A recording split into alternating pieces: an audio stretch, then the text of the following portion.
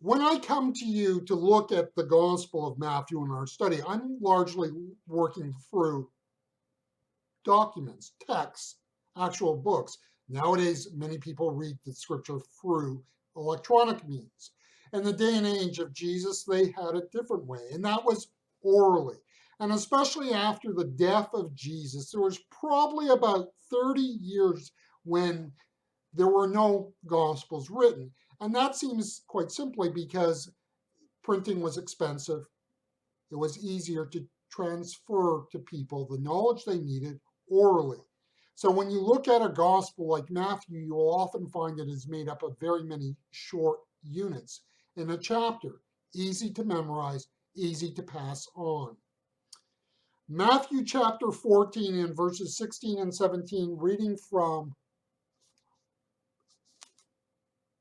the American Standard Version. But Jesus said unto them, They have no need to go away. Give them ye them to eat. And they said unto him, We have here but 5 loaves and 2 fishes. The problem in the church is that there's much in the church that can be fake. We can even create fake Christians. You see, there's much in the church and in the faith that is noble, fine, and decent. Mahatma Gandhi, the father of Indian independence, is one of the most important figures of the 20th century.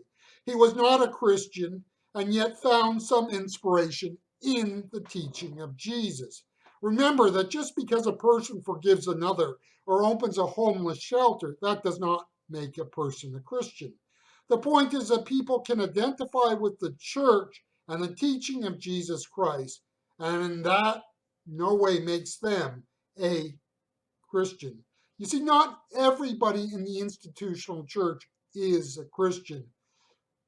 Gandhi is credited with this quote: I'd be a Christian if it were not for the Christians. The question is then, what makes a person a Christian? Look at our passage. Did these disciples know lots about Jesus? Did they know what he could do? Did they identify with him? In fact, did they not do things with him? The point is, we could say that in many ways they were Christians as far as we understand the term. But look at their great deficiency was they did not have faith. They could not envision what Jesus could do. We are not Christian because of a set of beliefs or a set of practices. Now, this is not to say that they are unimportant. Denominations rise and fall on beliefs and practices, and yet they cannot guarantee what is most important, that we have a church with people who have actual, real, legitimate faith. You see, the church is ultimately about faith and having people who have faith. The disciples could see what they could, but could not see what would be. This is the state of many people in the church. They can see what they have, but cannot see what could be. Is there a pill for this? Is there a program for this? The answer is no to both these questions. You see, faith is only grown and developed as we put our trust in Jesus Christ. Faith only transforms our lives as we integrate that faith in all areas of our lives. Faith that is able to see the possibilities of what Jesus can do does not come in a month or in a year. The disciples, like us, had to learn it through experiences, good and bad. They, like us, needed to learn to hold on even as life experienced turbulence. You see, what makes a Christian is faith. What makes a church a church is when you have Christians who have active, real, legitimate faith and the saving power of Jesus Christ. Class was in that day as Jesus and his disciples looked at the meager beginnings of a feast. Now understand, I'm not here to criticize the disciples. No, no, no. You see, we all have to start somewhere.